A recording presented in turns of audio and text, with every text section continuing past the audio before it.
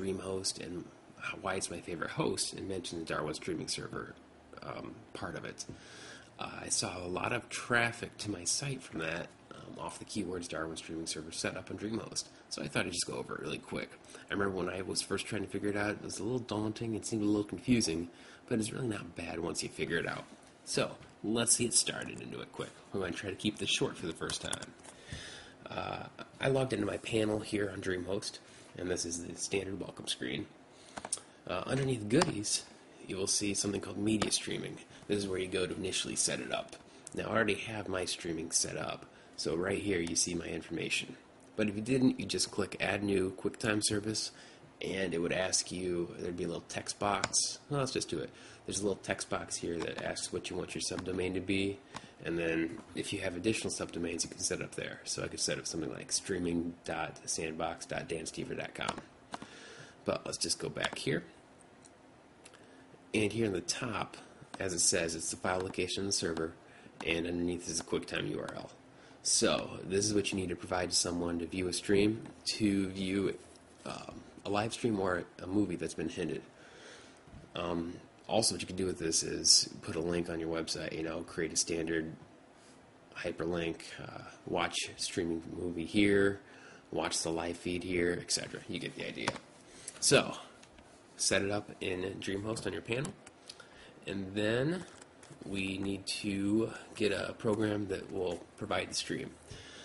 Apple produces a program that's great, and it's free, which I really like. It's called QuickTime Broadcaster. So we'll start that up. I'll provide the link to download this in the text. So just click on that if you'd like to get set up. Now, as it's loading, I apologize. You're going to see me. I'm a hot mess tonight. Just sitting in my kitchen hanging out. So, here's QuickTime Broadcaster. Just a quick overview. You have your audio tab right here, your video tab right here, and then your network tab. Your audio and your video, you get to choose things like the source, if you want to enable it or not, and then your compression and the additional gain if you want to add on to it. Same with video, you can choose your source. I only have the iSight plugged in right now, so I don't have an external camera. And then network, here's where you put your settings. You have your transmission method for manual cast, or multicast, manual unicast, and automatic unicast. I won't go into that. Like I said, we just want to keep it short. So I'm going to choose multicast. Now, where we get our audio address and video address, I'll show you that right here. If you're on a Mac, you can open up Network Utility, and then click Ping, and then put in your streaming server address.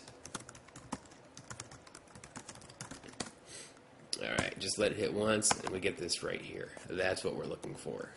So you can just copy that and add it in here under audio and video. The ports are standard, those are just the default, so you can leave those right there. Then we'll set this up. I typed in before my first stream. I'm the author, 2010, and there's the link. Great. So, let's go to logged into my server here under CyberDuck. Just to show you, here's the root of my directory. I'm going to go into streaming, and here I have a file that I was just testing with. It's just a hinted movie. But we need to upload a file into here after we create it from QuickTime Broadcaster. So we'll go back to QuickTime Broadcaster. I put in the information, and then what we do is we hit Broadcast. Now things will stop, it'll get a little messy, and the video here will slow down. It is automatically compressing it, showing what it'll be like on the feed. I'm on a slow connection. I'm at home right now, so it's a little choppy. I apologize for that, but you'll get the idea. So after you hit Broadcast, and you have to do it after you hit Broadcast, click on File, go to Export, and then click SDP. And we're going to do my dash stream. Okay, let's export that. Now, go back to CyberDuck. You can use any FTP program you like. I'm a huge advocate of free and open source. That's why I use CyberDuck. You can use your favorite like Transmission or etc. So I'll upload this. Now we'll go back to our DreamHost panel. Remember where I showed you have your file location server and your QuickTime URL? Let's copy this QuickTime URL And we'll go back to the CyberDuck, just so we can see our file name. We will open QuickTime Player.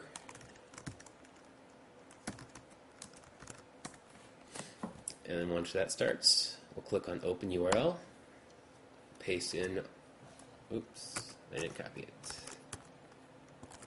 My bad, guys. Copy. Let's go back here, move URL, and then at the end here, we'll change our file name to mystream.svp. Click Open. QuickTime Broadcast will pop up, and there's our stream. Not the best quality, like I said. I'm sitting at home in my kitchen, so things are a little choppy. I have a slower internet connection than a lot of people that would at a corporation or such.